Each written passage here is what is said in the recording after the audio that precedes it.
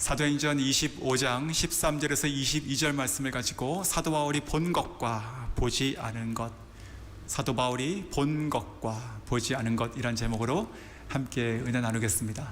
오늘 본문을 보시면 소위 그 세상에 큰 자라 할 수 있는 두 사람이 나오죠. 바로 총독과 왕입니다.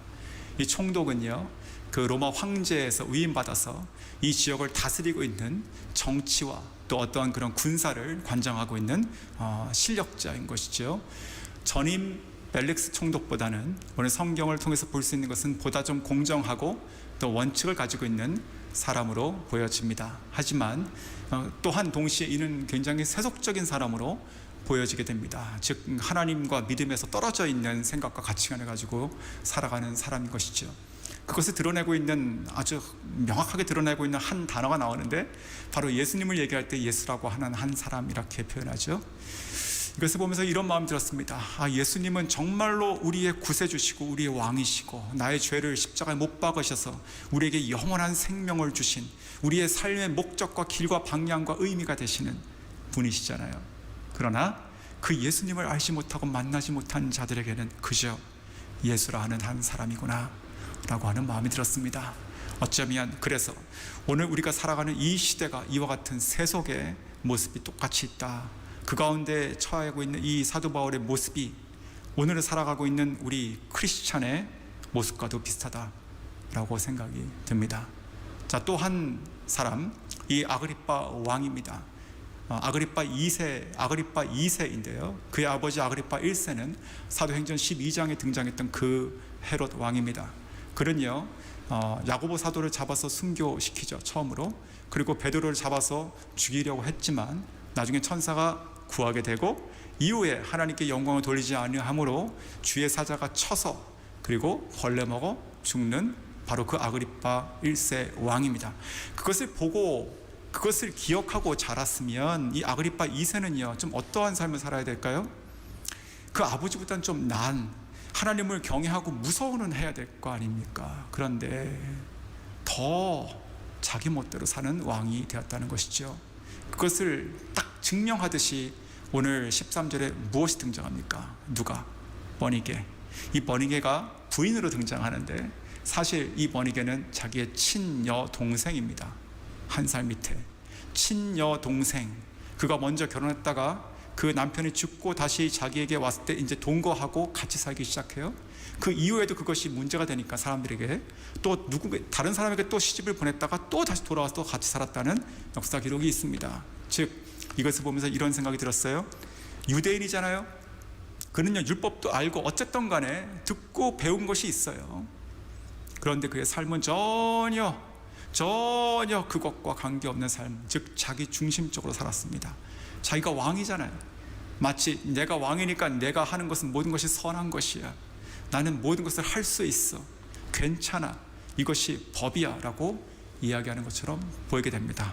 동일하게 이 헤롯의 이 모습도요 지금 우리가 살아가고 있는 완전한 세속의 모습이다, 이런 생각이 들면서 그 가운데 지금 이 바울이 처해 있다라고 하는 것입니다. 이 바울은요 이 감옥에 갇혀가지고 2년 동안 거기 묶여 있었습니다. 그냥 그대로 있는 거예요. 아무것도 못하는 것이지요. 이 전임자 벨릭스의 어떤 우유부단하고 그런 성격으로, 그래서 그냥 이렇게 놔둬버린 거예요. 그것을 떠안은 것이 누굽니까? 이 베스도입니다. 이 베스도가 그것을 잘 처리하고 싶었지만 자기가 쭉 들어보니까 결국은 오늘 8절에서도 그렇게 얘기하지만 결국은 이것은요 율법과 그리고 예수라고 하는 에 대한 신앙에 대한 것이지 어떠한 그런 로마를 향한 어떤 법에 접촉되는 어떤 그런 문제가, 더군다나 어떠한 그 죽고 사는 문제가 전혀 아니라는 것이잖아요. 그러니 이것이 골치가 되는 것이죠.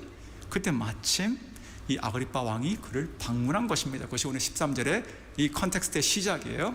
그래서 그는요 베스도는 쭉 설명하며 넌저시 그 마음 가운데 아마도 이 바울의 이 케이스를 이 헤롯이 좀 가져가면 좋겠다라고 하는 그런 바람이 있었던 것 같은데 그렇게 된 것입니다. 그래서 오늘 이 본문 이후에 이제 이 바울이 아그리빠 왕 앞에 서가지고 자기의 신앙을 쫙 얘기하게 되는 놀라운 설교가, 간증이 시작되는 것이잖아요. 자, 그런데 오늘 이 사도 바울은요 어쨌든 간에 이 총독과 이 아그리빠 왕에게 있어서는요 그저 작은 자 중에 한 사람인 거예요. 그를 쳐다봤을 때는요, 그냥 어떠한 노인의 모습, 그리고 감옥에 있어가지고 뭐 피폐한 모습, 뭐 힘없는 모습, 이렇게 돼 있었겠죠. 그런데 이 사도 바울은 무엇을 바라봤을까요? 이 사도 바울은요, 그 가운데 있어서 무엇을 바라보고 살았을까요? 오늘 저는요, 20절과 21절을 보면서 이렇게 마음의 망치를 딱 맞는 것 같은 그런 느낌이 들었습니다. 이것이구나. 이 사도 바울이 2년 동안 있으면서 이러한 마인드를 가지고 살았구나라고 하는 것이 21절에 딱 나왔습니다. 자, 그에게 가기 전에 이 사도 바울이 보지 않았던 것이 있었습니다. 그의 눈을 감았던 것, 그것이 무엇이냐면 바로 자기를 고소했던 유대인들과 그들의 고소의 내용, 송사의 내용들을 그는 보지 않기를 결정했다 생각합니다. 이 사도 바울은요, 그 로마 시민권자잖아요. 그렇다면 로마 시민권자로서 이 문제를 공식적으로 법적인 문제로 자기가 항소할 수 있습니다. 근데 그러지 않았거든요. 오늘 이 성경 본문을 보시면 이 본문 이전에 그 8절에 보셔도 내가 율법과 성전과 가이사에게 아무런 잘못한 것이 없다라고만 얘기할 뿐 자기를 향한 어떠한 고소나 그 내용들에 대해서 하나도 일일이 대응하고 변명하고 이것을 설득시키려고 하고 이런 노력을 하지 않고 있습니다. 특별히 자기를 고소하고 있는 그 사람들에 대해서 개인적인 감정으로 그들을 이렇게 쳐다보고 있지 않다, 저는 이렇게 생각이 듭니다. 우리가 살아가면서 그런 일들이 참 때때로 있는 것 같습니다.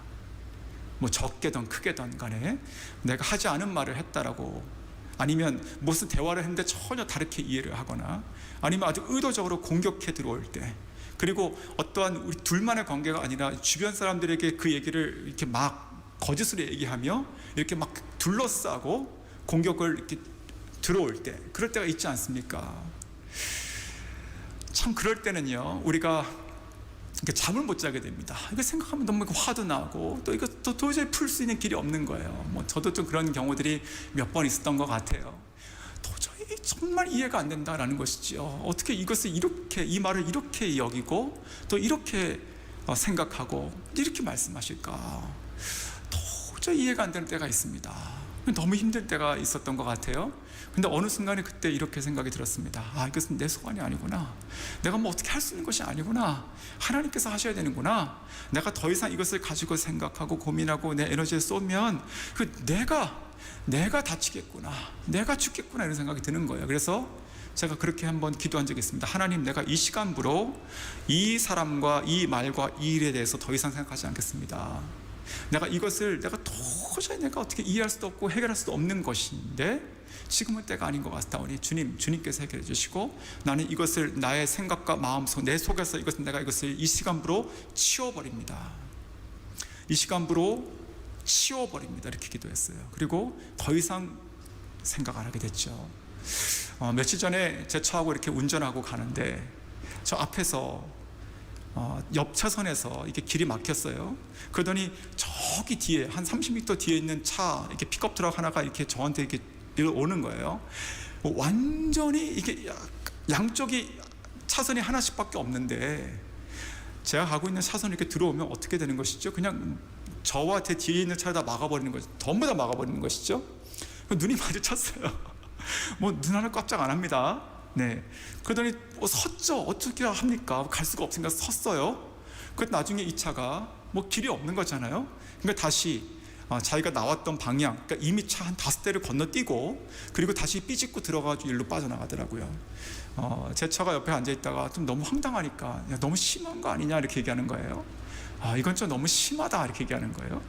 좀 화가 나죠. 근데 제가 왜 그런지 모르겠지만 그때 이렇게 얘기를 했습니다. 신경 쓰지 마라.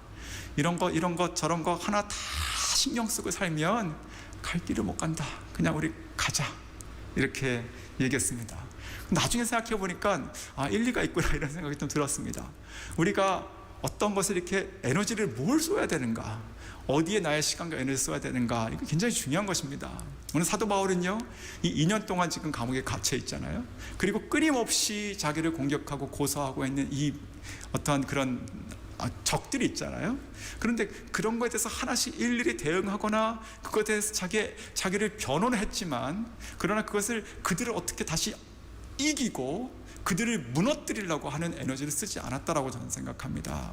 그것이 굉장히 중요하다 생각이 듭니다. 그렇다면 사도 바울은 왜 그랬으며, 그리고 무엇을 바라봤기 때문에 그러한 사람들과 그 일들을 바라보지 않았을까, 그렇게 생각이 좀 들었습니다. 그러면서 오늘 본문에 두 가지가 명확하게 나온다 생각이 듭니다. 첫 번째는요, 부활하신 예수 그리스도를 바라봤다는 것이죠. 부활하신 예수 그리스도. 자, 이 부활이라고 하는 것 때문에 모든 것이 이렇게 문제가 된 것입니다. 지금요. 그러니까 이 부활이라고 하는 말을 잠깐 덮어버리면, 뭐 부활을 부정하라는 것이 아니에요. 잠깐 그 얘기를 안 하면, 그러면 사도 바울이 이렇게까지 어렵진 않았을 것 같아요. 그렇잖아요. 그런데 이 부활이라는 것을 계속 얘기하고 있는 것이죠. 왜 그랬을까요? 이 부활이 빠지면 그리스도의 모든 행적은요, 그저 위대한 가르침이고 훌륭한 사람이 되는 거잖아요. 근데 이 부활이라는 것이 있기 때문에 예수가 하나님의 아들이고 신이 되는 거예요. 그리고 다시 오신다는 전제가 되는 것이고, 우리가 그것을 바라보고 우리와 우리 자녀가 살아가게 되는 것이잖아요. 그러니까 이 부활이라는 것이 없으면 사실 모든 것이 다 없어지는 것이잖아요. 이 부활을 빼면 쉽게 갈 수 있지만 사도 바울은요, 이 부활을 계속 바라보고 있었다는 것입니다. 바라보고 있었다. 이 2년 동안 이 감옥에서 가만히 그냥 굽적 않고 앉아 있었잖아요. 아무것도 할 수 없습니다. 하지만 그는 늘 부활을 바라보고 있었다. 부활하신 예수 그리스도를 바라보고 있었다. 기회가 될 때마다, 그것이 재판이건 그것이 변명이건 어느 순간에도 부활하신 예수 그리스도를 얘기했다는 것이죠. 조금 피해가다 보면요, 전혀 다른 곳으로 가게 됩니다. 우리가 무엇이 좀 어렵다고 해가지고 그것을 조금 타협하고 조금만 옆길로 가기 시작하면 나중에는 걷잡을 수 없는 곳으로 빠지게 되는 것을 우리가 경험하게 됩니다. 제가 그런 생각하면서 좀 이렇게 떠오른 그 에피소드가 하나 있었어요. 처음에 미국 가가지고 차를 사가지고 한 달쯤 지나서 했던 것 같습니다. 이제 운전도 처음 배우고 또 그 사고 그 벨트웨이도 이렇게 운전을 하기 시작하고 하면서 아직 길을 잘 모르고 있었을 때였습니다. 그때 또 이렇게 교회에서 이제 모임이 있어가지고 밤늦게까지 있었는데, 그리고 나서 한 10시인가 11시인가 좀 늦게 돌아오는 때였습니다. 그래서 사고를 타고 쭉 저희 집이 이제 그 메릴랜드에 있었으니까 메릴랜드로 건너가기 위해서 위로 노스를 타고 올라갔죠. 그런데 제가 그때 이 사고 노스 방향으로 가면서 제일 왼쪽 차선으로 좀 빨리 가려고 왼쪽 차선으로 가서 속도를 좀 높였었어요. 그런데 이상하게 점점 가다 보니까 제 길과 그리고 옆에 있는 바로 옆길 같이 가고 있는데, 그 밑에 하얀색 선이 이렇게 하나 쭉쭉 보이기 시작하는 거예요. 하얀색 선, 실선이 아니고 점선이 아니고 실선이요. 그러더니 쭉쭉 좀 더 가다 보니까 이렇게 플라스틱 봉 같은 거 있잖아요. 그것이 이렇게 똑똑똑똑 쓰더라고요. 이게 서로 이제 가르는 것이죠. 처음에 진짜 몰랐습니다. 왜 그러는지. 근데 제가 결국 어디 갔겠습니까? 제가 결국 그날 덜레스 에어포트까지 갔습니다. 그 길이 옆으로 가가지고 덜레스 에어포트 그 하이웨이로 빠지는 길이었던 것이죠. 한번 글로 들어가니까 나올 수 없어서 결국은 공항까지 갔다가 나왔습니다. 제가 그때 지금도 기억이 생생해요. 도저히 내가 지금 어디 가고 있는지 모르는, 그땐 내비게이션도 아직 없었을 때입니다. 한 20년 전이니까. 근데 그때 굉장히 겁이 났었어요. 막 그 돈도 없었죠. 그리고 전혀 모르는 곳으로 가고 있죠. 뭐 빠져나갈 수도 없죠. 시간도 너무 늦었죠. 제가 그때 이렇게 생각이 들었습니다. 나중에 그렇구나, 이렇게 비슷하게 가는 것 같지만 이게 정말 그 한 끗 차이로 전혀 다른 곳으로 가는구나. 오늘 이 사도 바울이 이 부활하신 예수님을 계속 얘기할 수밖에 없던 것이 그런 비슷한 마음이 아니었을까요? 자기가 이 부활하신 예수님을 타협해서 얘기를 안 하기 시작하면 이게 전혀 산으로 가는 것이죠. 그러면 안 되는 것입니다. 사도 바울은요, 부활하신 예수 그리스도를 바라봤다라는 것입니다. 두 번째, 또 무엇을 바라봤는가? 바로 21절에 나와 있는 황제, 즉 로마를 바라봤습니다. 방향이죠. 제가 그 21절의 대답을 보면서 아주 그냥 마음에 이게 망치랑 딱 맞는 것 같았어요. 막 너무 좋더라고요. 그 20절에 이 베스도가 너가 이 문제를 가지고 예루살렘 가가지고 재판을 받겠느냐 그러니까 아니 예루살렘 말고 황제 즉 로마 이렇게 얘기하는 거잖아요. 방향이에요. 방향. 자, 한번 이 시간 잠깐 눈을 감아 보십시오. 자, 그리고 오른손을 들어가지고 동쪽으로 한번 가리켜 보십시오. 그리고 한번 눈을 떠보세요. 내가 가리킨 곳과 옆에 계신 분이 가리킨 곳이 같나요? 자, 내리시면 되겠습니다. 자, 동쪽은요, 우리가 어딜 가르치건 간에 동쪽은 한 군데밖에 없습니다. 동쪽은 동쪽이에요. 그렇죠? 동쪽은 동쪽입니다. 즉 우리가 어떤 상황 가운데 거해 있다 하더라도 우리가 살아가는 방향은 절대 바뀌어서는 안 됩니다. 오늘 이 사도 바울이요, 아주 결연한 마음으로 정말 순교를 각오한 마음으로 예루살렘 들어왔잖아요. 21장에. 그러고 나서 지금까지 보면 계속 잡혀 있습니다. 계속 이 사람 손에 있고 저 사람 손에 넘어가고 뭐 지금 2년 동안 아무것도 못하고 있고 그냥 그러고 답답한 거예요. 그러면 뭔가 내가 예루살렘으로 가서 뭔가 좀 이렇게 돌파구를 마련해 볼 수 있을까라고 하는 거잖아요. 뭔가 너 여기 좀 벗어나 볼래라고 하는 거니까 뭔가 일단 벗어나면 방법이 있을 것이라고 생각할 수 있잖아요, 사람이. 근데 그 순간에도 여전히 무엇이 보였습니까? 방향. 하나님께서 부르신 그 사명의 방향 절대로 안 바뀌었다는 것이죠. 사랑하는 성도 여러분, 저는 이것이 굉장히 중요한 바울의 정신이라 생각합니다. 어느 순간에 어떤 처지에 있다 하더라도 그는요 늘 갈 곳을 바라봤습니다. 이것이 중요한 것이에요. 늘 그것을 바라봤다. 이 모양은요 마치 누가복음 13장에 나오는 예수님하고 비슷하다 생각이 듭니다. 헤롯 안티파스 그 왕이 예수님을 이렇게 잡아서 죽이려고 하는 계획이 있었어요. 그래가지고 그 바리새인들이 예수님께 말씀을 하죠. 예수님이 그 예루살렘으로 들어가려고 하실 때 그때 선생님 예루살렘 들어가시면 헤롯이 당신을 죽이려고 합니다 이렇게 얘기하잖아요. 그때 예수님께서 그 누가복음 13장 보시면 헤롯 보고 여우라고 표현해요. 야, 넌 저 여우에게 가서 얘기해 이렇게 얘기해요. 그러면서 내가 오늘과 내일은 나의 갈 길을 가야 돼 라고 얘기합니다. 그리고 제 3일에는 내가 완전해지고 영광을 얻을 것이라고 얘기하시죠. 자, 그리고 나서 그러니까 요한복음 14장에도 보시면 이게 잡히기 바로 직전의 이야기잖아요. 그때도 그 하늘에 밀이 땅에 떨어져 라고 하는 그 비유를 말씀하실 때 그 인자 즉 예수님 자신이 얘기하는 것이잖아요. 이 십자가에 대한 죽음을 얘기하는 것인데 내가 이를 위하여 왔다라고 얘기하죠. 이를 위하여, 내가 이것을 위해서 내가 왔고 그것을 걸어간다. 그것이 십자가의 길인 것이죠. 오늘 이 사도 바울도 마찬가지라 생각이 듭니다. 그가 사명을 받은 이후에 명확하게 늘 어느 순간에도 그는 그 길을 향해서 방향을 정확히 알고 있었다는 것이죠. 마치 표현을 하면 자다가 막 깨워서 너 어디 가야 돼? 그러면 로마에 가서 나는 황제를 만날 거야. 주께서 그렇게 하라고 명하셨고 그렇게 하실 거라고 약속하셨어 라고 얘기하고 자는 거예요. 그냥 이렇게 잠꼬대 하듯이 늘 정신이 그런 것입니다. 늘 어느 순간에도 흔들리거나 변동이 없는 거예요. 그것이 바로 오늘 이 사도 바울의 시각이었다는 것이죠. 그가 바라본 것, 그가 본 것은 무엇이냐?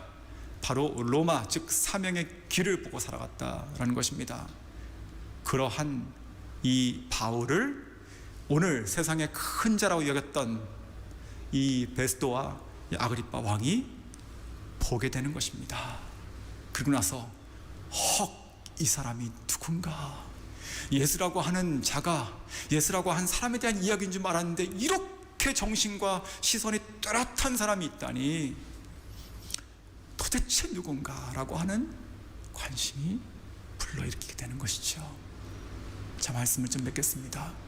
예수님께서 말씀하셨습니다. 누가복음 18장 8절에 인자가 올 때에 세상에서 믿음을 보겠느냐. 자, 주님께서요 믿음을 보시길 원하십니다. 사랑하는 성도 여러분, 이러한 믿음의 사람으로 되지 않으시겠습니까? 하나님 예수님께서 인자가 이 세상에서 내가 믿음을 보겠느냐고 했을 때 주님과 눈 마주치시기를 원하시지 않으십니까? 이 사도 바울이 지금 다 그러한 모양으로 있다라는 것입니다. 반면에 이 헤롯 왕과 일가를 보면서 이런 생각도 버뜩 들었습니다. 나와 우리의 자녀와 그 자녀의 자녀가 오직 부활하신 예수 그리스도 다시 오실 우리의 왕 되신 주님을 바라보게 해야 되는구나. 그리고 지금도 참 우리가 코로나 때문에 어렵죠. 그런데 정작 정말로 큰 것은 무엇이냐면 이 포스트 코로나라고 생각해요. 우리는 정말 새로운 플랫폼을 짜야 됩니다. 우리가 이 보험이라는 것이 어떻게 확장되어야 되는지 고민해야 되는 것이거든요. 그럼에도 불구하고 여전하게 흔들리지 않는 진리, 그 진리 대신 예수 그리스도를 바라보게 하는 것이 먼저가 되어야 되겠죠. 우리와 그리고 우리의 자녀도 마찬가지예요. 오늘 우리가 살아가면서 그리스도, 부활하신 그리스도를 바라봐야 되는 것이고, 그리고 그분께서 우리에게 부르신 사명의 길을 바라보고 가야 되는 줄 믿습니다. 이번 주 수요일부터 금요일까지가 우리가 20주년 특별 집회가 있습니다. 기도합니다. 하나님께서 보내주시는 목사님들을 통해 가지고 우리에게 말씀하시고 우리가 바라보고 나아가야 될 길들을 하나님께서 말씀하실 줄 믿습니다. 그러할 때 우리가 하나님께서 마지막 시대에 오셔가지고 내가 인자가 이 세상에서 믿음에 올바로 서 있는 교회를 보겠느냐 했을 때 우리 교회가 그렇게 보여야 되고 또 그렇게 하실 줄 믿습니다. 사랑하는 성도 여러분, 오늘 하루를 그렇게 살아가시길 원합니다. 보지 않아야 될 것은 눈을 감으시고 또 봐야 될 것은 눈을 뜨고 살아가시며 하나님을 영원하게 해드리는 저 여러분 다 될 수 있기를 원합니다. 기도하겠습니다. 하나님 아버지 감사합니다. 이 시간 우리가 주님 바라보기 원합니다. 부활하신 주님 바라보기 원합니다. 그리고 우리의 사명의 길, 그 방향 바라보기 원합니다. 주님, 우리의 마음을 빼앗아가는 갉아먹는 많은 것들이 있습니다. 주님, 그런 것으로 인해서 우리가 더 이상 생각하고 빼앗기지 않기를 원합니다. 아니, 결단하고 치워버립니다. 주님, 우리로 하여금 부활하신 예수 그리스도 바라보게 하시고, 그리고 오늘 하루를 통해서 걸어가야 될 길을 바라보게 해 주시옵소서. 오늘 하루와 이번 한 주가 우리 교회를 향하신 하나님의 놀라운 축복이 쏟아지는 한 주가 되게 해주시고, 우리 모든 성도님들이 그것을 갈망하고 사모하는 아주 매 순간과 하루하루가 되게 해 주시옵소서. 감사드리고 예수님의 이름으로 기도드립니다. 아멘.